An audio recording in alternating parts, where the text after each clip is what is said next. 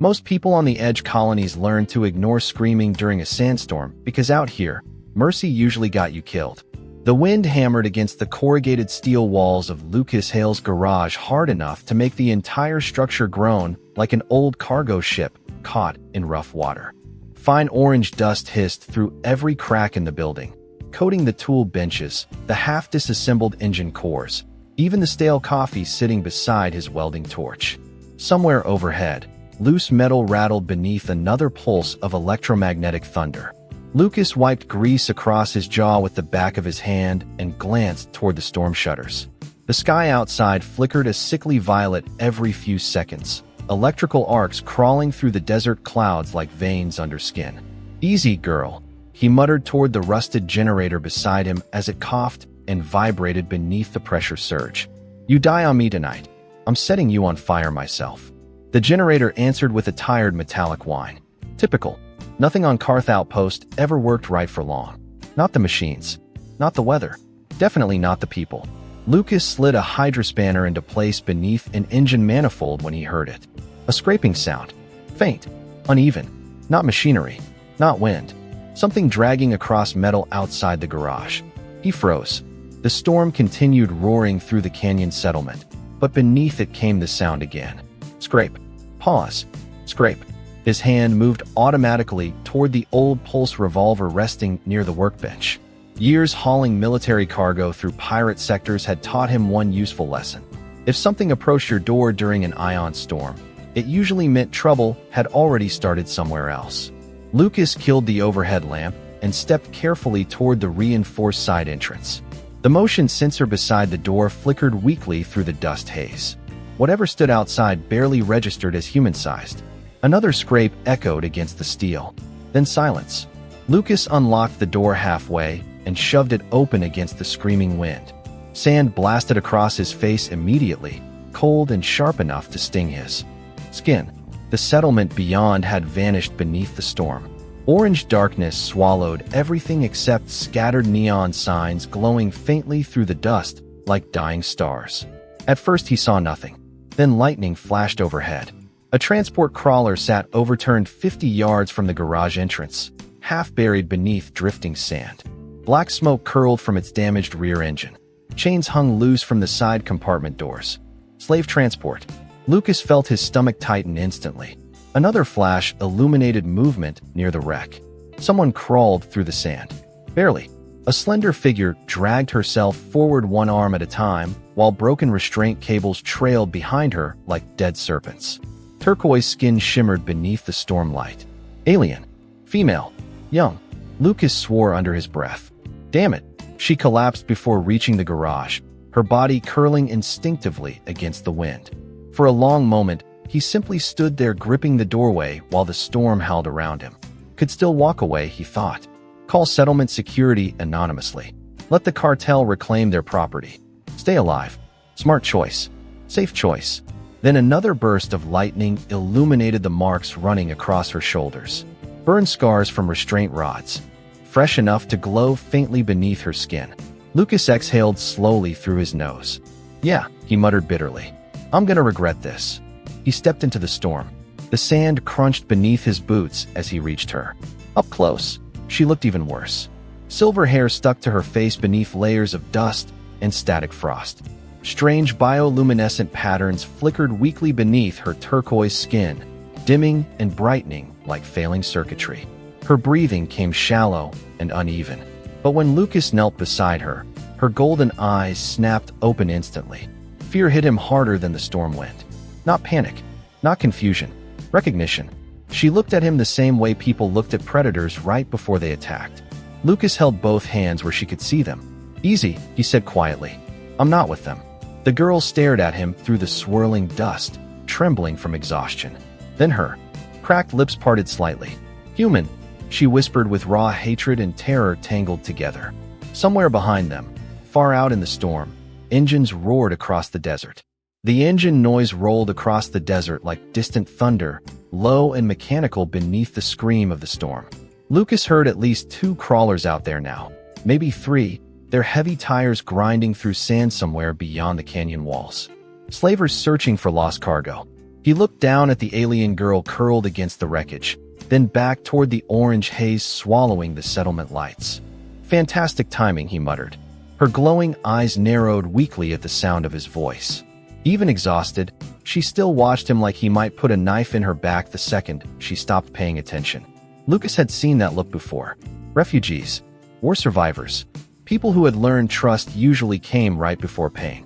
He crouched beside her carefully while the wind battered his coat against his legs. "Can you stand?" he asked. The girl tried. One hand pressed into the sand. Her shoulders trembled immediately before she nearly collapsed again. The restraint cable around her wrist clinked softly against the ground. Lucas noticed fresh bruising beneath the metal clasp and felt irritation crawl beneath his ribs. Not anger exactly, just exhaustion. The kind that built over years watching bad people thrive because everyone else was too tired to stop them. "All right," he sighed. "Guess we are doing this the hard way." The alien's expression sharpened instantly when he reached toward her. She jerked backward despite obvious pain, bioluminescent patterns flashing violently beneath her turquoise skin. "Do not touch me, human." Her voice came rough and unsteady, but the warning inside it remained sharp enough to cut steel. Lucas held still. Wind hissed between them. "Okay," he said calmly. "You can either let me help, or those engines out there are going to find you first. I honestly do not care which option you pick, but I would decide fast." Another pulse of lightning flashed overhead. The engines sounded closer this time. Her breathing quickened slightly. Lucas could practically see the calculation happening behind those glowing golden eyes. Fear, pride, survival. Finally, she gave one tiny nod. Lucas slipped an arm beneath her shoulders carefully. She stiffened immediately at the contact. Her skin felt strangely cool through the torn fabric wrapped around her arms, almost like polished stone left outside during winter. But beneath that coldness, he could feel her shaking from exhaustion. He pulled her upright slowly. "Easy." She leaned against him only because she had no choice. Together they staggered through the storm toward the garage while sand hammered across the metal buildings around them. Halfway there, another crawler engine roared somewhere behind the canyon ridge. Searchlights swept faintly through the dust clouds. Lucas cursed under his breath and pushed faster. By the time they stumbled through the garage entrance, both of them were coated in orange grit from head to boots. Lucas slammed the reinforced door shut and locked it immediately. The sudden silence hit hard after the storm outside. Only the low hum of the generator remained. The alien girl pulled away from him instantly, nearly collapsing against a tool cabinet as she steadied herself. Her eyes scanned the garage with wary precision. Welding torches, scrap piles, engine parts hanging from chains, old military crates stacked beneath dusty shelves. Every survival instinct in her body clearly screamed that she had entered another cage. Lucas grabbed a pair of bolt cutters from the workbench. The girl reacted instantly, shoulders tightening. "Relax," he said. "If I wanted to hurt you, I would not have dragged you through half a mile of radioactive sand first." He crouched beside the restraint around her wrist. Up close, the metal looked worse than he thought. Cheap slaver tech, the kind designed to punish movement with electric feedback. Lucas positioned the cutters carefully. "This might sting a little." "Why?" she asked suddenly. Her voice had changed. Smaller now, more confused than angry. Lucas paused. "Why what?" Her glowing eyes locked onto his. Why would a human free property? For a second, the only sound inside the garage came from the rattling generator and the distant storm outside. Lucas looked at the restraint digging into her skin, then at the faded military insignia stamped across one of the nearby cargo crates. Memories flickered through his mind that he usually worked very hard to bury. People chained for profit. Entire worlds pretending not to notice. He squeezed the bolt cutters shut. The restraint snapped open with a sharp metallic crack. "Because," Lucas said quietly, "I am tired of watching people become things." The storm raged for another hour before the power grid outside finally surrendered. One by one, the settlement lights vanished beyond the garage walls until only darkness and orange static remained outside the dust-covered windows. Inside, the old generator fought to keep the room alive. Its steady mechanical hum vibrated through the concrete floor, while dim industrial lamps cast long amber shadows across the cluttered garage. Lucas tossed the broken restraint collar onto a metal table with a sharp clatter. "There," he muttered. "Congratulations. You are officially unemployed." The alien girl did not answer. She stood near the far wall with the stiffness of a cornered animal, one trembling hand pressed against her side, while her glowing eyes tracked his every movement. Lucas recognized the behavior immediately. She was mapping exits, distances, weapons, threats, military habit, or survival instinct. Probably both. He walked past her without another word and pulled open a dented storage locker beside the workbench. The smell of machine oil and hot metal filled the room as he dug through old supply crates.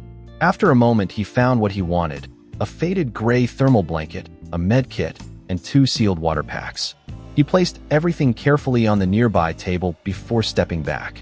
"You can use those if you want," he said, "or stare at them suspiciously for another hour. Entirely your choice." Her eyes flicked toward the supplies, but she did not move. Lucas sighed quietly and grabbed a rag from his back pocket, wiping grease from his hands while studying her under the dim lights. Up close, she looked even younger than he first thought. Not a child exactly, but close enough to make the slaver. Marks across her skin feel worse somehow. Strange luminous patterns shifted beneath her turquoise skin every few seconds, glowing faintly near her throat and wrists before fading again. Biological markings maybe. Lucas had hauled cargo across enough systems to know every species carried its own kind of scars. The alien finally spoke without looking at him. "Why are you doing this?" Lucas leaned against the workbench. "Still stuck on that question?" "Humans sell my people." Her voice carried no anger now, just exhaustion. "Humans hunt us. Humans buy us." Lucas nodded once. "Yeah, some do. Then why are you different?" The garage fell quiet except for the crackling heater vent near the ceiling. Lucas glanced toward the old family photograph hanging crooked beside the office doorway. A younger version of himself stood smiling beside 3 other transport pilots, all sunburned and stupid enough to think the galaxy made sense. Only one of them was still alive now. "I am not different," he said finally. "I just got tired of pretending certain things are normal."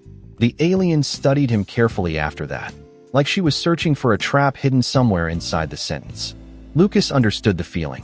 Trust usually sounded fake when you had not seen it before. He picked up the med kit and sat down on an overturned cargo crate. "You are bleeding through the bandages," he said. "Sit." She did not move. Lucas raised an eyebrow. "Look, if I wanted to poison you, there are easier ways to do it than wasting my expensive medical supplies." For the first time, something almost resembling confusion crossed her face. Then, slowly, she crossed the garage and lowered herself onto the crate opposite him. Every movement remained cautious, controlled, ready to flee. Lucas opened the med kit carefully. The sharp, sterile smell drifted into the warm air between them. Up close, he could see where the restraint cables had rubbed raw lines across her wrists. Some bruising glowed faint purple beneath her skin. Nothing life-threatening, just painful. "This might feel cold," he warned. She flinched slightly as the antiseptic touched her skin but never pulled away. Lucas worked quietly, focused on the injuries instead of the glowing eyes watching him from inches away. Most people rushed medical work when nervous. Lucas slowed down instead. Steady hands saved lives. Outside, thunder rolled across the desert again. The alien watched him in silence for nearly a minute before speaking softly. "Veolira." Lucas glanced up. "What?" "My name." The golden light beneath her skin flickered gently now instead of violently. "It is Veolira." Lucas nodded once while fastening fresh bandages around her wrist. "Lucas Hale." A strange silence settled between them afterward. Not comfortable exactly, but no longer dangerous. And when his fingers briefly brushed her hand while securing the final wrap, Veolira did not pull away. By midnight, the storm had weakened into a low growl beyond the canyon walls, but the air inside the garage still carried the metallic taste of static electricity.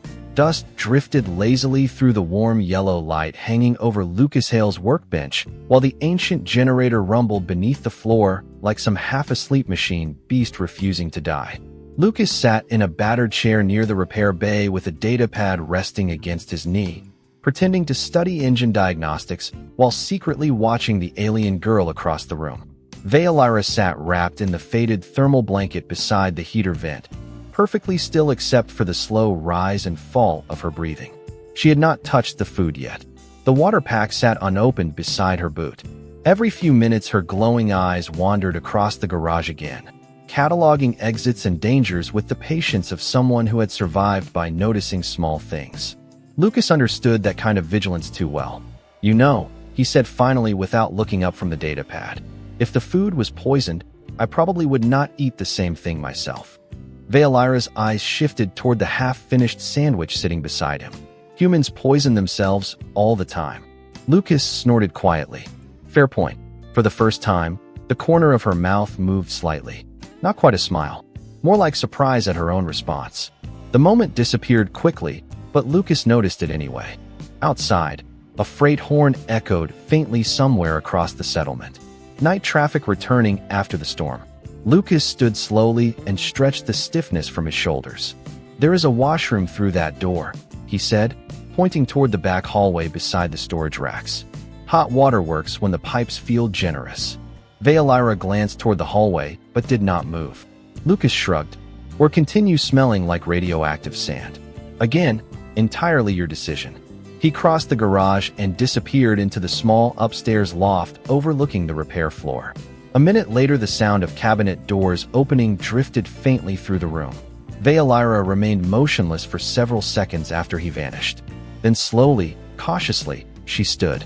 Her muscles still ached from the transport restraints, but the warmth inside the garage had softened the trembling in her limbs. She crossed the concrete floor silently, passing beneath hanging engine chains and suspended tool racks, while the smell of machine oil clung to the air around her. Everywhere she looked, signs of the humans surrounded her. Worn boots beside the stairs, old welding burns along the work tables, half-repaired drones arranged carefully by size against one wall. Nothing elegant, nothing polished, but everything functional, useful, alive. Near the office doorway, she noticed a photograph pinned crookedly beside a flickering monitor screen. Four human men stood shoulder to shoulder beside a cargo freighter beneath twin desert suns. Younger versions of themselves. Laughing. Lucas looked almost unrecognizable without the exhaustion in his eyes. Veolira studied the image quietly before continuing toward the hallway. The washroom was small and worn but clean. Steam curled softly from the exposed copper pipes above the sink, while dim white lights reflected off cracked mirrors. Veolira locked the door immediately out of instinct. Then she simply stood there listening, waiting for footsteps, for hidden locks, for the sound of restraint systems activating. Nothing happened, only the low, comforting vibration of the generator below. Slowly she approached the sink and touched the running water. Warm, real. Her reflection stared back from the mirror. Silver hair tangled with dust. Turquoise skin streaked with dried blood and sand. The faint glowing patterns beneath her throat flickered weakly from exhaustion. She looked less like a warrior now and more like someone who had been running for far too long. When Veolira finally returned to the garage, nearly 20 minutes later, the room had changed. The overhead lights near the entrance were switched off. A small lamp glowed beside the heater vent where fresh clothes waited folded carefully on the crate. Human clothes. Oversized gray shirt. Work pants. Thick wool socks. Lucas himself lay asleep in the battered recliner near the front door with an old pulse rifle resting across his lap. Close enough to protect the entrance. Far enough away not to frighten her. Veolira stood silently in the dim light while the generator hummed beneath the floorboards. Then her eyes drifted toward the garage door. She realized something strange immediately. The deadbolt remained unlocked. Morning arrived slowly over Karth Outpost, not with sunlight, but with heat. The desert air outside the garage thickened hour by hour until waves of distortion shimmered above the metal rooftops like invisible fire. Dust still drifted through the settlement streets from the night storm, coating cargo haulers, neon signs, and rusted water tanks in a layer of orange grit. Inside the garage, the smell of burned coffee and machine oil filled the warm air while the generator clicked and groaned beneath the floorboards. Lucas Hale stood at the workbench tightening bolts on an engine stabilizer with one hand while holding a steaming metal cup in the other. He had slept maybe 2 hours. His lower back reminded him of this fact every few minutes. Across the garage, Veolira sat quietly near the heater vent wearing the oversized gray shirt he had left for her. The sleeves swallowed her hands completely. Her silver hair remained damp from the washroom, falling loosely over one shoulder while she watched him work in silence. Lucas pretended not to notice. mostly because every time he looked directly at her, she still reacted like she expected betrayal. Eventually, hard habit to break. The morning remained strangely peaceful until a low engine rumble drifted through the canyon outside. Lucas stopped turning the wrench immediately. Veolyra noticed the change in his posture before the sound even fully registered. Her glowing eyes sharpened instantly. Another engine joined the first. Heavy tread crawlers. Slow. Deliberate. Lucas set the coffee down carefully. "Stay here," he said quietly. Veolyra rose to her feet instead. "They found me." Lucas walked toward the side security monitor mounted beside the garage entrance. Static flickered across the dusty screen before resolving into grainy exterior footage. 3 armored crawlers rolled slowly down the settlement road toward the garage. Black insignias painted across the vehicles confirmed what Lucas already suspected. Cartel retrieval crews. Wonderful. One of the crawler turrets rotated lazily while armed figures stepped onto the sand outside. Veolyra's glowing markings brightened beneath her skin. Fear. Lucas had seen enough combat stress indicators to recognize it immediately. "Backroom," he said. "Now." "Lucas." Not a debate. Something in his tone stopped her. Veolyra hesitated only a second before disappearing into the storage hallway. Lucas waited until the door closed behind her before exhaling slowly through his nose. Then he grabbed the old pulse shotgun leaning beside the workbench. The weapon felt heavy but familiar in his hands. Outside, boots crunched across the sand. A loud metallic knock slammed against the garage door moments later. "Garage owner." A distorted voice called through the steel. "Open for inspection." Lucas rolled his eyes toward the ceiling. "You people always sound so friendly before breakfast." Another knock rattled the reinforced door harder this time. Lucas crossed the garage slowly and unlocked the entrance halfway without lowering the shotgun. Hot desert air flooded inside immediately, carrying the smell of overheated engines and drifting dust. 3 men stood outside in dark utility armor with black visors shielding their faces from the sun glare. One rested a hand near his sidearm while scanning the garage interior behind. "Lucas." "Morning," Lucas said flatly. "You boys selling cookies or ruining somebody's day professionally?" The lead man ignored the comment. A transport crashed during the storm. Dangerous cargo escaped nearby. Lucas took a sip from his coffee mug with exaggerated calm. "Tragic. We tracked signals to this sector." And the man's visor tilted slightly toward the shotgun in Lucas's hands. "Mind if we look around?" Lucas leaned casually against the doorframe. "Yeah, I mind."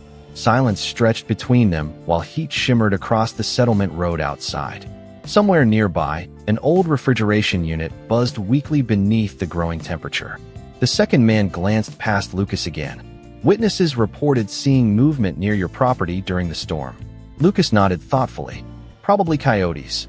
"Coyotes do not wear restraint collars." Lucas smiled without humor. "Neither should people." The air shifted instantly after that sentence. Tiny things changed. The men straightened slightly. Hands drifted closer toward holsters.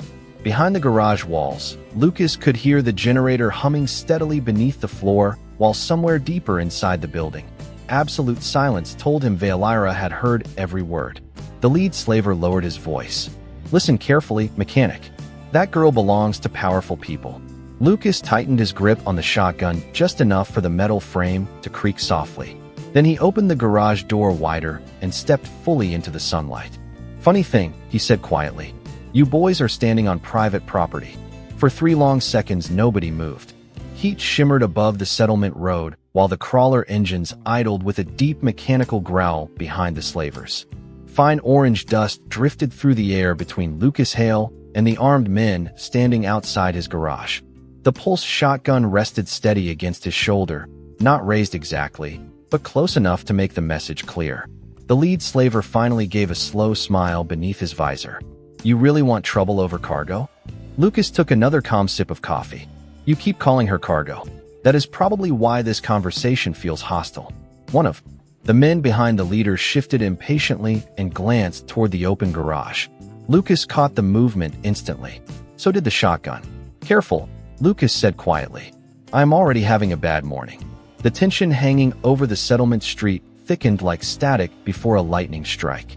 Nearby shop owners pretended not to watch from behind dusty windows. Nobody on Karth Outpost wanted involvement with cartel retrieval crews. People survived longer by minding their own business. The lead slaver lowered his voice slightly. You do not understand who owns that girl. Lucas leaned casually against the doorframe. Funny thing about ownership. Usually stops being legal when chains are involved. She is valuable. Most living things are. The second slaver suddenly stepped sideways, trying to angle a better view into the garage interior. Lucas reacted instantly, shifting his body to block the entrance. Conversation stays out here. Maybe we should ask her ourselves, the man replied. Lucas' expression hardened slightly. Maybe you should not. Somewhere behind him, deep inside the garage, metal clinked softly. Tiny sound. Almost nothing. But the slavers heard it too. The leader's helmet turned sharply toward the doorway. She is inside. Lucas sighed quietly under his breath. Yeah, kind of figured you would solve that mystery eventually. The situation changed immediately after that. Hands tightened near holsters. One of the crawler turrets rotated half an inch toward the garage entrance with a low electric hum. Lucas felt the old military instincts slide back into place automatically. Distances, angles, exit routes. Same dance, different desert. Last chance, mechanic, the leader warned. Move aside. Lucas glanced briefly toward the dim interior behind him. Veolara remained hidden somewhere past the storage hallway, but he could practically feel the fear waiting behind those walls. Not fear for herself exactly. Fear of becoming property again. Something about that thought irritated him more than it should have. No, Lucas said simply. Silence followed. Then everything happened very fast. One of the slavers lunged forward toward the doorway. Lucas slammed the garage door hard into the man's chest before he crossed the threshold. Metal crashed against armor. The pulse shotgun barked once toward the dirt beside the crawler tires, sending sand and sparks exploding across the road without striking anyone directly. The sound echoed through the canyon settlement like thunder. Nearby civilians vanished instantly behind doors and market stalls. Next one gets closer. Lucas called over the ringing silence, and I stopped being polite. The slavers scattered for cover near the crawlers. One reached for a sidearm while shouting into a comm device. Lucas backed into the garage and slammed the reinforced door shut. Locks engaged with heavy metallic clanks. Lucas, Veolara's voice called from behind him. He turned. She stood near the hallway entrance, golden markings glowing brightly beneath her turquoise skin now. Fear mixed with something sharper. Guilt maybe. They will not stop, she warned quietly. Yeah, Lucas muttered while grabbing extra power cells from the nearby shelf. That part became obvious. A sudden impact rattled the garage wall from outside. Not a weapon, just intimidation. The crawlers circling slowly around the building. Lucas moved quickly across the garage floor, checking shutters and secondary locks with practiced efficiency. Veolara watched him carefully. You are injured. Lucas looked down. During the scuffle outside, a sharp edge from the reinforced door had sliced across his side beneath the jacket. Nothing serious. Just enough blood to darken the fabric near his ribs. Occupational hazard, he muttered. Another heavy impact shook the building. Dust rained from the ceiling beams overhead. Veolara crossed the room before he could stop her. Sit. Lucas blinked. Excuse me. You are leaking, she said firmly. Sit down, human. Somehow the sentence sounded less like an order and more like concern.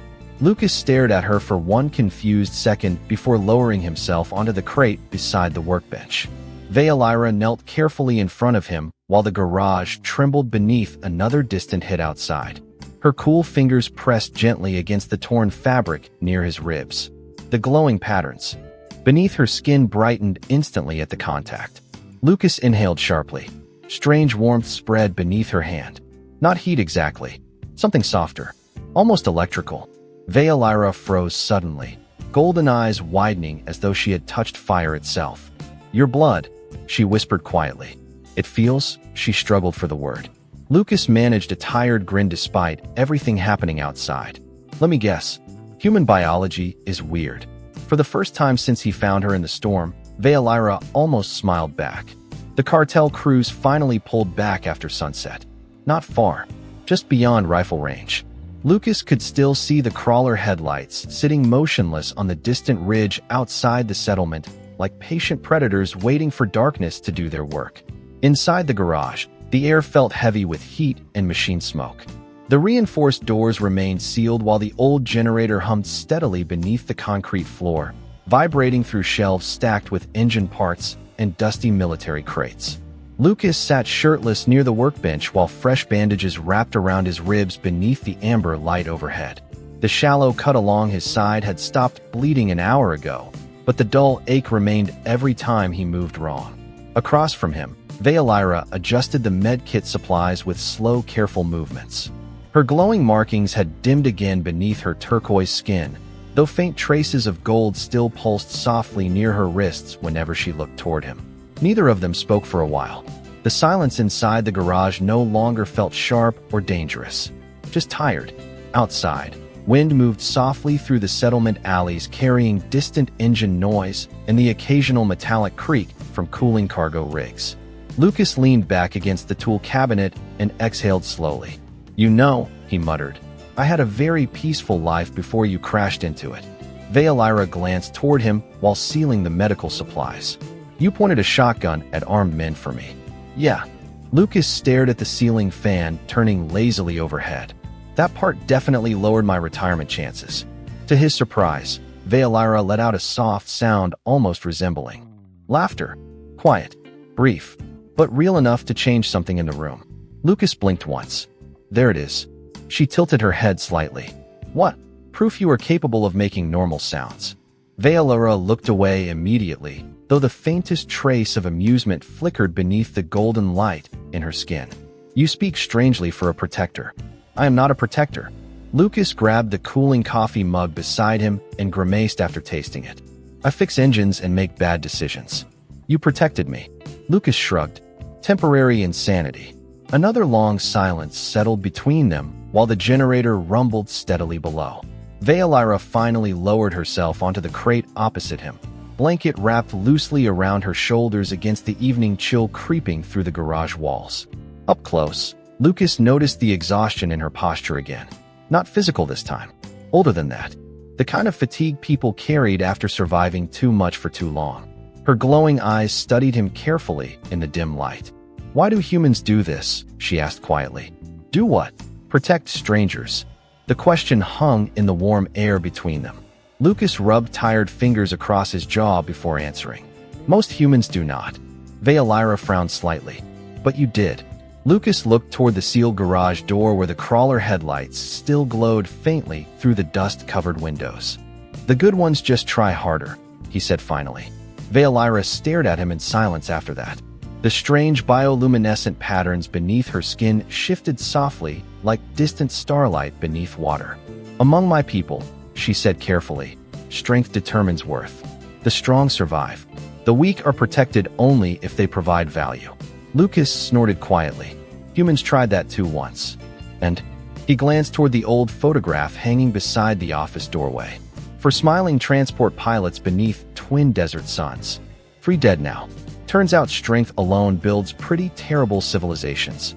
Veolyra followed his gaze toward the photograph. "Your family, crew." Lucas' voice softened slightly. "Long time ago. Something changed in Veolyra's expression then. Tiny. Almost invisible. But Lucas noticed it anyway.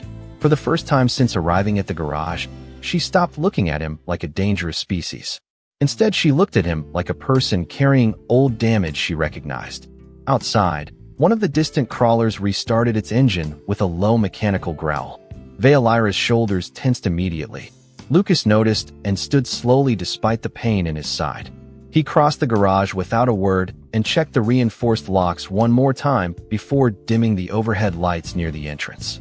Then he returned and placed the pulse shotgun beside the heater vent within easy reach of both of them. Veolyra watched the gesture carefully. "You trust me with that weapon?" Lucas lowered himself back into the chair with a tired groan. "No," he admitted honestly. "But you have had at least 6 chances to kill me already." Veolyra blinked once. 6, maybe 7. Lucas closed his eyes briefly against the exhaustion pulling at him. Hard to keep count. For a moment, the only sound inside the garage came from the soft generator hum and the distant desert wind outside. Then quietly, almost too softly to hear, Veolyra spoke into the silence. "I would not hurt you, Lucas Hale." Lucas opened one eye halfway and gave her a crooked, tired smile. That is probably the nicest threat anybody has made all week. The second night felt colder than the first. Wind scraped across the canyon settlement outside with a hollow whistle that slipped through the garage walls despite the insulation panels Lucas had welded into place years ago. Somewhere beyond the dark ridge, the cartel crawlers still waited like patient insects beneath the stars. Their distant engine lights glowed faint red through the dust haze whenever the wind shifted the right direction. Inside the garage, warmth pooled around the old generator and heater vents while amber work lamps cast soft light across scattered tools and suspended engine parts. Lucas Hale crouched beneath a damaged cargo hauler replacing coolant valves one-handed while muttering insults toward the machine under his breath. "You are held together entirely by bad decisions and illegal wiring," he told. The engine. Honestly, respect. Behind him, Veilira sat cross-legged atop a folded thermal blanket near the workbench, silently watching him work. Over the past day, she had spoken more than during the entire first night combined. Not much, just small questions. What does this machine do? Why keep broken parts? Why drink terrible coffee voluntarily? But the sharp fear inside her voice had softened each time. Lucas noticed these things without mentioning them. He also noticed she no longer flinched every time he walked near her. Small victories. The engine suddenly coughed a blast of steam directly into Lucas' face. Son of a... He jerked backward too quickly and slammed his side against the metal frame where the healing cut still lingered beneath the bandages. Pain flashed through his ribs hard enough to steal his breath. Veilira stood instantly. "Lucas, I am fine," he lied immediately. She crossed the garage before he finished the sentence. The glowing patterns beneath her skin flickered softly gold beneath the work lights while she studied the strain in his face with narrowed eyes. Humans are terrible liars. Lucas leaned back against the hauler tire and forced a crooked grin. Only the attractive ones. Veilira blinked once at the comment, clearly uncertain whether humans always responded to pain with sarcasm. Lucas suspected she was beginning to realize the answer was yes. Her eyes drifted toward the edge of his bandages where faint blood had started seeping through again. The golden patterns beneath her throat brightened immediately. "Sit down," she ordered quietly. "You are becoming irritating." "That is fair." Lucas lowered himself onto the nearby crate while Veilira knelt beside him. This time her hands moved with less hesitation when she loosened the damaged bandage wrapping his ribs. Her touch remained cool against his skin, but no longer fearful. More focused. Lucas watched her carefully while she worked beneath the dim amber light. The glowing markings beneath her wrists moved strangely tonight. Not random pulses anymore. Patterns. Flowing lines spiraling beneath her skin like living constellations. "Okay," Lucas said quietly. "I have officially become curious." Veilira glanced upward briefly. "About what?" He gestured toward the light beneath her skin. "That." Her hand stopped immediately. Silence filled the garage except for the steady hum of the generator. Lucas saw the tension return to her shoulders at once. Not fear exactly. Something heavier. "It is nothing," she said too quickly. Lucas snorted softly. That answer usually means the opposite. Veilira looked away. For a long moment, she remained completely still, fingertips resting lightly against the bandage near his ribs while the golden light beneath her skin slowly dimmed again. Finally, she spoke so quietly Lucas almost missed it. "Among the Ethri, those markings are called the VA shale." Lucas frowned slightly. "Sounds important." "It is sacred." Her glowing eyes lifted toward his. "Only one female in each generation carries them." Lucas leaned back carefully against the crate. "And what exactly does that mean?" Veilira hesitated. The garage suddenly felt smaller somehow. Quieter. Outside, distant thunder rolled across the desert horizon. "The VA shale remembers," she said softly. "Our history, our bloodlines, our songs, the memories of those before us." Lucas stared at her. "Wait, you mean literally remembers?" Veilira nodded once. "When the current bearer dies, the memories pass to the next." Lucas looked again at the glowing patterns flowing beneath her turquoise skin. Suddenly the cartel obsession made much more sense. So those slavers were not hunting some random refugee. Veilira's expression darkened slightly. "No," Lucas exhaled slowly through his nose. "You are basically a walking national treasure. My people would say something less disrespectful. Your people clearly have not met enough mechanics." For the first time that night, Veolyra smiled fully. Small, tired, but real enough to soften the sadness behind her glowing eyes. Then quietly, almost painfully, she added, "If I had been sold off-world, my tribe would have lost generations of memory forever." Lucas looked at her for a long moment beneath the warm garage lights. Then he glanced toward the sealed doors where cartel engines still waited somewhere beyond the dark. Desert. Well, he muttered softly, that certainly raises the stakes. The next morning arrived beneath a pale gray sky streaked with dust clouds drifting low across the canyon settlement. Heat had not fully settled over Karth Outpost yet, leaving the air strangely cool as Lucas Hale rolled open the smaller side shutter of the garage, just enough to let fresh air inside. Somewhere far above the settlement, cargo freighters crossed the atmosphere with distant thunder while neon signs flickered awake one by one along the market road. The cartel crawlers were gone. Lucas did not trust that for a second. Too quiet, he muttered while carrying a toolbox toward the front work bay. Veolyra stood near the doorway watching the empty road beyond the garage. Her silver hair shifted softly in the dry morning wind, while the glowing markings beneath her skin remained hidden for once beneath calm, turquoise tones. "Perhaps they left," she suggested quietly. Lucas snorted. "Nobody leaves after threatening mechanics. It violates criminal professionalism." To his surprise, Veolyra almost rolled her eyes. Tiny progress. A sharp metallic banging suddenly echoed from outside the garage. "Lucas," a familiar voice shouted from the street. "You alive in there, or did your coffee finally kill you?"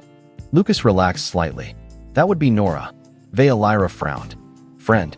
Closest thing this settlement offers." A second later, a woman in stained cargo overalls marched through the partially open shutter, carrying a damaged service drone under one arm. Nora Bennett looked somewhere in her late 40s, sunburned, sharp-eyed, and permanently irritated by existence itself. "Your comm system is dead again," she announced before stopping mid-step. Her gaze landed on Veolyra instantly. Silence followed. Nora blinked once, then twice. "Lucas," she said slowly, "why is there a glowing alien woman standing in your garage?" Lucas set the toolbox down carefully. "Long story." Nora narrowed her eyes. "Those are usually the expensive kind." Veolyra stiffened slightly beneath the woman's attention, but Nora surprised her by simply shifting the broken drone onto the workbench and sighing dramatically. "Well," she muttered, "at least she looks less dangerous than your last girlfriend. I dated one person 12 years ago, and she stole your truck." Technically, it was her truck. Veolyra watched the exchange silently, confusion flickering across her expression. Human conversations moved strangely. Fast, sharp, but without hostility beneath the words. Nora finally stepped closer toward Veolyra and extended a grease-stained hand casually. "Nora Bennett. I own the repair shop 2 streets over." Veolyra hesitated before carefully accepting the gesture. "Veolyra." Nora's eyebrows lifted slightly at the coolness of her skin, but she did not react otherwise. "Pretty name." Lucas noticed the surprise flicker across Veolyra's face immediately. Small thing, but important. Nobody had looked at her like a person in days. Maybe longer. The morning passed quietly after that. Lucas repaired engine cores while Nora complained about local trade tariffs with enough passion to qualify as performance art. Veolyra mostly observed from the corner workbench, wrapped in the oversized gray shirt, while silently studying human behavior like it made no logical sense. Around midday, a young scavenger boy appeared outside the garage carrying a damaged cooling fan nearly bigger than himself. Lucas recognized him instantly. "Milo," he called. "That thing finally die on you." The boy grinned sheepishly through dust-covered freckles. "Completely." Lucas inspected the ruined fan housing for about 3 seconds before shaking his head. "Yeah, this thing belongs in a museum." Milo's smile faded immediately. "My mom needs it for the apartment cooler." Lucas glanced toward the nearly empty credit drawer beside the register. Then he sighed quietly and reached beneath the workbench for spare parts. "Sit down. I will make it ugly but functional. I cannot pay much." "Good news," Lucas replied while grabbing his tools. "Neither can I." Veolyra watched everything in silence from across the garage. The next hour became a blur of welding sparks, cheap replacement parts, and Lucas patiently explaining repair basics to the scavenger boy while Nora criticized his technique loudly from the coffee station. Nobody mentioned money again. Eventually, Milo left carrying a repaired cooling fan almost as carefully as sacred treasure. "Thank you, Mr. Hale," he said before disappearing into the crowded settlement road. Lucas waved without looking up from the engine manifold he had already returned to repairing. "Try not to break this one creatively." Silence settled over the garage again afterward, except for the soft crackle of welding sparks. Veilira stared at Lucas for a long moment before finally speaking. "You repaired it for free." Lucas shrugged without lifting his eyes from the engine. "Kid needed cold air. But you barely have enough supplies for yourself." "Probably true." Veilira looked toward the settlement outside, where poor families crossed the dusty streets carrying broken machines and empty water containers beneath the growing heat. Then back toward the human mechanic quietly fixing impossible things with scarred hands and cheap tools simply because somebody asked. The glowing patterns beneath her skin flickered softly gold. "Among the Ethri," she whispered carefully, "strength earns respect." Lucas tightened another bolt beneath the hood. "Humans usually respect whoever shares food first." Veilira stared at him in silence after that, because for the first time in her life, she realized something terrifying. Humans were physically weaker than most species she had encountered, poorer than many, less advanced than the empires surrounding them. And somehow they still kept giving pieces of themselves away like kindness was an instinct instead of a resource. The sound arrived before sunrise. Deep, trembling, powerful enough to rattle loose bolts across Lucas Hale's workbench. He woke instantly in the recliner beside the garage entrance, pulse shotgun already halfway in his hands before his eyes fully opened. Another vibration rolled through the building a second later. Not crawler engines this time. Bigger, much bigger. Outside, alarm sirens began echoing across Karth Outpost. Lucas. Veilira stood near the office doorway, silver hair glowing faint blue beneath the emergency lights, while the golden markings beneath her skin pulsed brighter than he had ever seen before. Fear crossed her face for the first time in days. Not fear for herself. Recognition. Lucas shoved himself upright despite the ache in his healing ribs and crossed toward the main shutter controls. "Tell me that is not what I think it is." Veilira remained silent, which answered the question immediately. The heavy garage door groaned open halfway before Lucas stopped it. Morning light flooded inside along with cold desert wind carrying the smell of ozone and burning engine fuel. The settlement beyond had transformed overnight. Civilians crowded the dusty streets, staring upward, while merchants abandoned market stalls and transport crews rushed for cover beneath loading docks. Above the canyon settlement, massive silhouettes moved through the clouds. Starships, at least a dozen. Sleek black vessels hovered silently against the pale orange dawn, their hulls curved like blades beneath the rising sunlight. Blue atmospheric thrusters shimmered beneath them, sending waves of dust spiraling through the streets below. Lucas stared upward slowly. "Well," he muttered, "that feels excessive." One of the ships descended lower over the settlement center. Not aggressively. Precisely. Controlled power. Lucas had spent enough years hauling military cargo to recognize disciplined formations when he saw them. These were not pirates. Not cartel enforcers either. Something far more organized. Around him, people began panicking anyway. "Get inside," somebody shouted down the road. "Those are warships." Nora Bennett sprinted across the street toward the garage, still wearing half her mechanic gear from yesterday. "Lucas," she yelled breathlessly, "please tell me this is not connected to your mysterious, glowing house guest." Lucas folded his arms. "I am beginning to suspect maybe a little." Nora looked toward Veilira, standing silently behind him. The older woman's expression shifted instantly from irritation to realization. "Oh no," she whispered. "Lucas, what exactly did you rescue?" Before he could answer, a sharp sonic pulse rolled through the settlement. Every ship overhead powered down simultaneously. Silence crashed across the canyon like a physical thing. Then the central vessel opened. A long silver ramp extended slowly beneath the hovering craft, while figures emerged through the morning haze. Women, tall, armored. Every single one carried the same glowing turquoise skin as Veilira beneath polished black combat armor trimmed in silver. Their movements were sharp and synchronized, almost ceremonial. The entire settlement fell silent watching them descend into the dust-covered street below. Lucas heard someone nearby whisper a prayer. The armored women spread outward in perfect formation while civilians backed away instinctively. None of the warriors touched their weapons. They did not need to. Presence alone carried enough force. At the center of the formation walked a taller figure draped in dark silver robes that shimmered faintly beneath the sunlight. Golden markings glowed beneath her skin exactly like Veilira's. Older, stronger, ancient somehow. The woman stopped in front of Lucas' garage and lifted her gaze toward the half-open shutter. Every warrior behind her lowered their heads slightly. Veilira inhaled sharply beside him. Lucas glanced sideways. "You know her." Veilira stepped forward slowly into the morning light.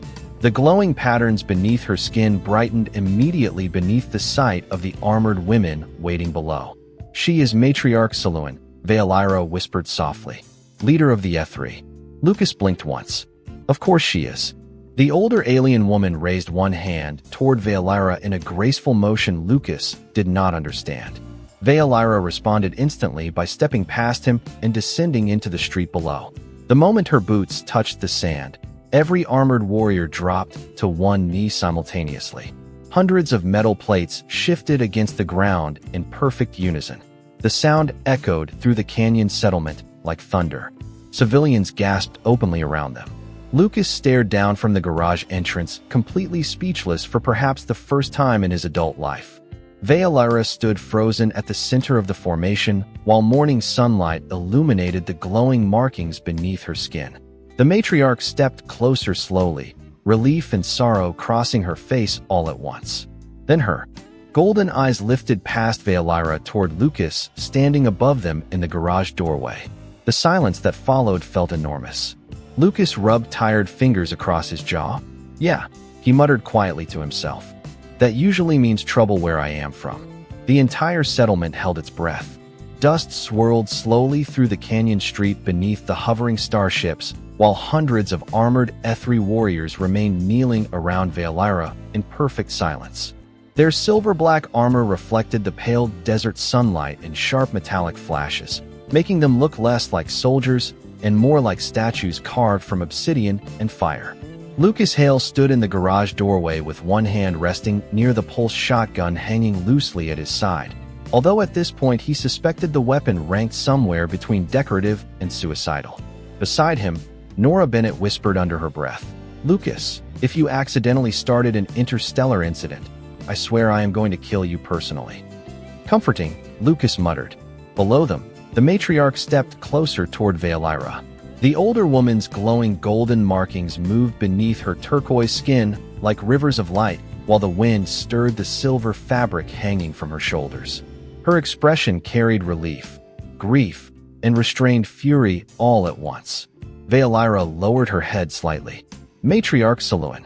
The older woman reached forward carefully, touching two fingers against Veilira's forehead in what Lucas guessed was some kind of ceremonial gesture.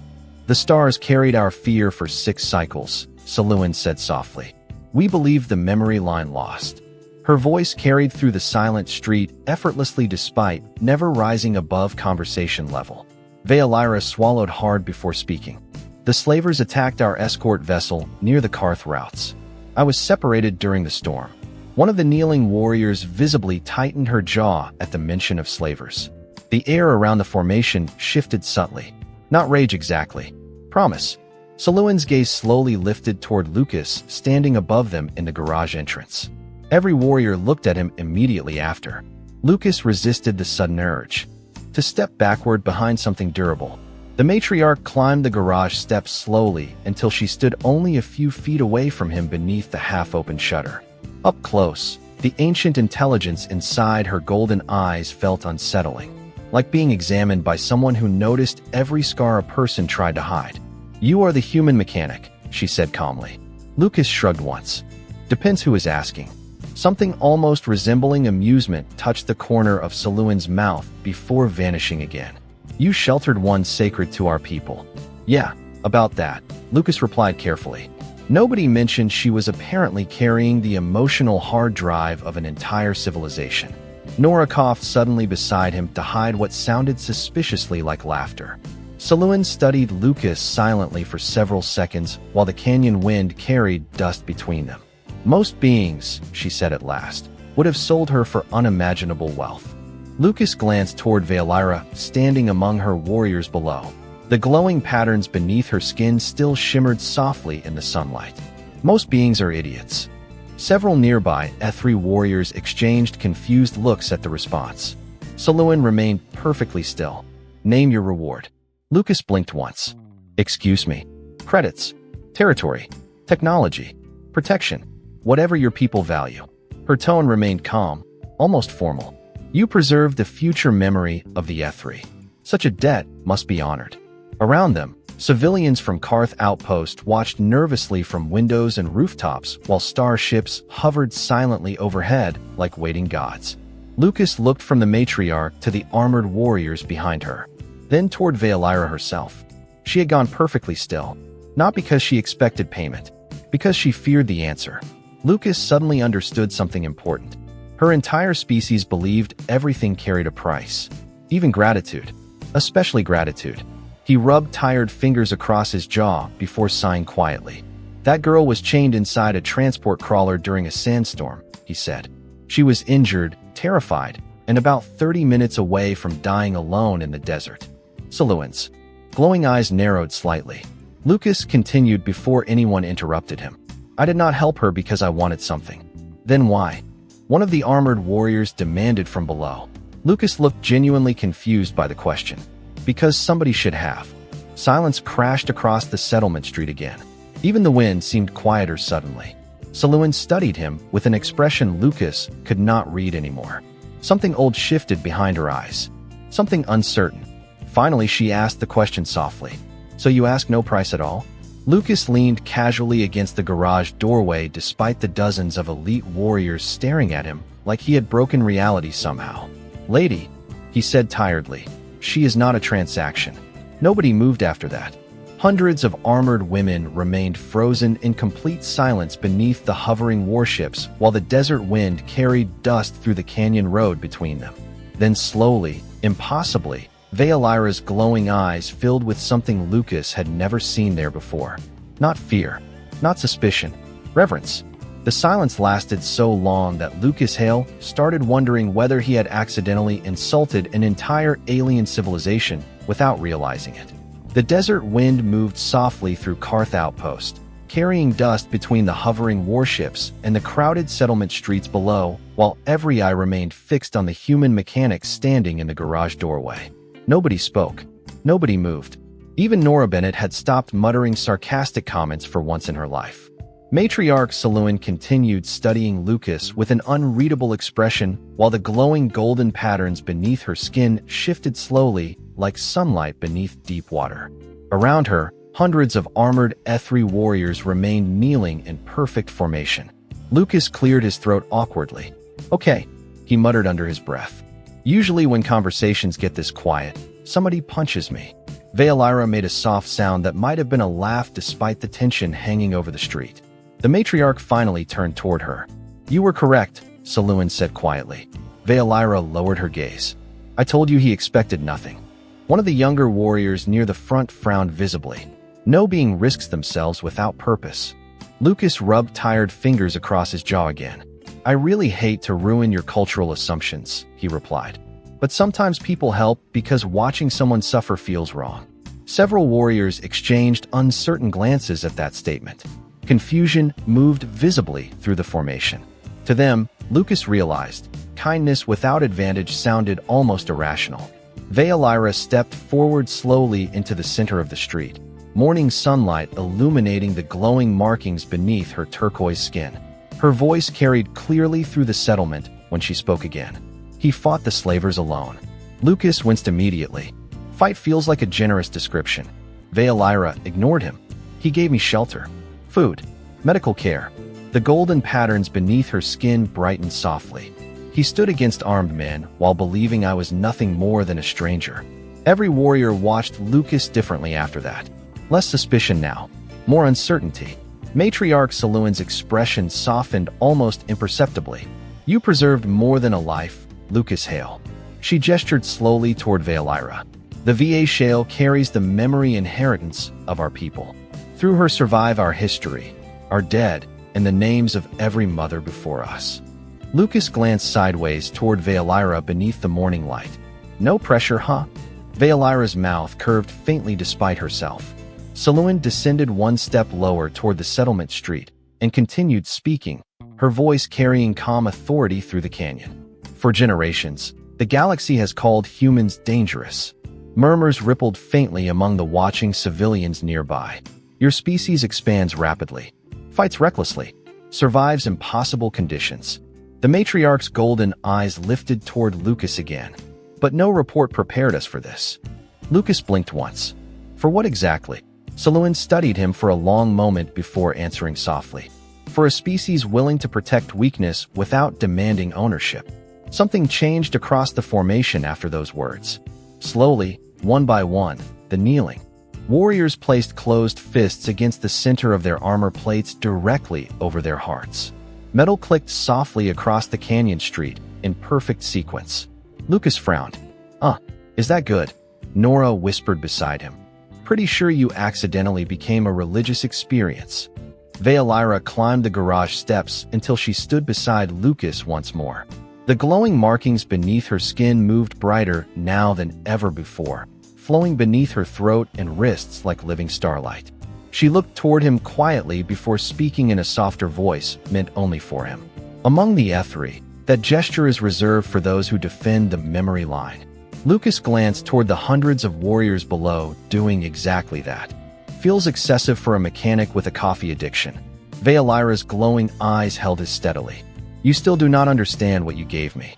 The wind shifted gently between them, carrying the distant hum of hovering starships overhead. For the first time since arriving at Karth Outpost, Veolira looked completely unafraid. Not because danger had disappeared, because she no longer felt alone inside it. Matriarch Saloon raised one hand slowly toward the sky.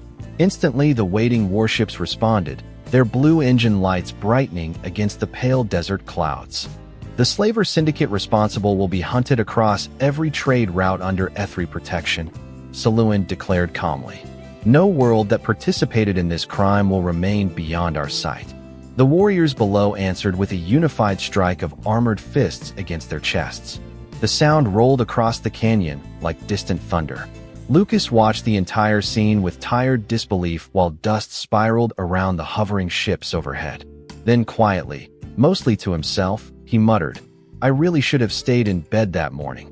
Beside him, Veolira smiled openly at last. By sunset, the warships were leaving. One by one, the massive Ethri vessels rose above Karth Outpost with deep harmonic vibrations that rolled through the canyon walls like distant storms. Blue engine light washed across the settlement rooftops while civilians gathered silently in the dusty streets below, watching impossible machines disappear into the darkening sky. Nobody on the colony would stop talking about this day for the next 100 years. Lucas Hale personally hoped they would stop by next Tuesday. Inside the garage, the familiar smell of machine oil and overheated wiring had finally returned beneath the steady hum of the old generator. For the first time in days, the building felt normal again, or at least as normal as a garage could feel after hosting an alien fleet. Lucas stood beneath the suspended work lamps tightening bolts on a damaged cargo hauler, while soft classic rock crackled faintly through an ancient radio near the office desk. The pulse shotgun rested forgotten against the wall beside him. Outside, the desert sky burned orange and violet beyond the half-open garage shutter, while the last Ethri ship vanished beyond the clouds. Nora Bennett leaned against the workbench drinking terrible coffee from a stained metal mug. So, she said casually, you are apparently some kind of legendary alien hero now. Lucas tightened another bolt. I fixed one engine and accidentally adopted a galactic memory priestess. Nora nodded thoughtfully. Honestly, that sounds exactly like something you would do.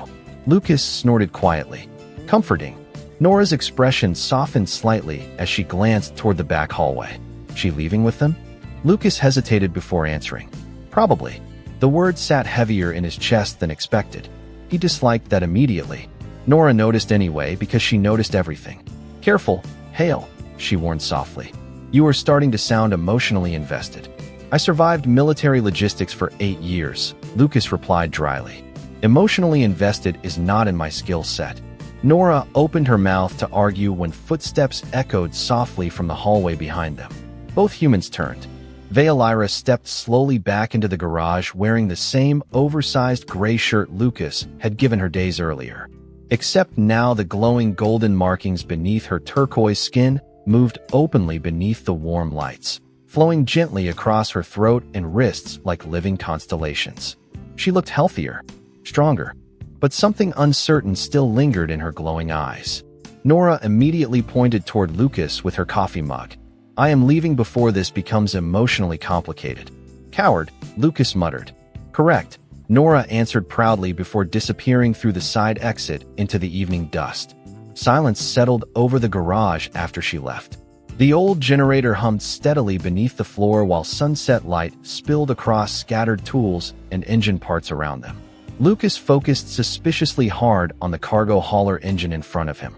Veolyra crossed the garage slowly until she stood beside the workbench. "The fleet departs in 10 minutes, she said quietly. Lucas nodded once without looking up. "Seems efficient." Another silence followed, longer this time. Then Veolyra carefully placed something onto the metal workbench beside his tools. Lucas glanced down. A small silver emblem rested against the scratched steel surface. Circular, delicate, strange glowing symbols curved across its center beneath the fading sunlight. "What is this?" he asked softly. "Ethri protection sigil," Veolyra replied. "Among my people, it marks someone under the memory line's personal protection." Lucas blinked once. "So now terrifying warrior women across the galaxy officially know my address." "Yes." "Fantastic." Veolyra's smile appeared slowly but fully this time, warm enough to soften the sharp alien elegance of her features into something painfully human for just a second. Lucas looked away first. Safer that way. Outside, distant engines thundered softly as another warship ascended into the atmosphere. Veolyra turned toward the open garage door where sunset light poured through drifting desert dust. "My people will remember what you did here," she said quietly. Lucas shrugged while reaching for another wrench. "People remember weird things." Veolyra studied him silently for several seconds before asking the question almost too softly to hear. "If I left, would you miss me?" Lucas stopped moving. Somewhere above the canyon, the final warship engines echoed across the evening sky while orange light flickered through the dusty garage around them. He looked at the silver sigil resting beside his scarred hands, then slowly toward Veolyra, standing in the doorway between two worlds she no longer fully belonged to. Lucas exhaled quietly through his nose. "Yeah," he admitted. "Probably would." Veolyra stepped closer. Not far. Just enough for the warm sunset light to catch the gold inside her eyes. "Then perhaps," she whispered carefully, "I do not have to leave yet." Lucas stared at her for a long moment while the generator hummed softly beneath the garage floor and the last alien warship vanished into the stars above Karth Outpost. Then finally, a tired, crooked smile pulled at the corner of his mouth. "Well," he said quietly, "the coffee here is terrible, but the company has improved." Veolyra laughed softly beneath the fading desert light. And for the first time in a very long while, the lonely old garage at the edge of the canyon no longer felt empty. Because the galaxy had spent centuries fearing what humans could become in war. But out there among the stars, entire civilizations were only beginning to understand what humans became when they chose kindness instead.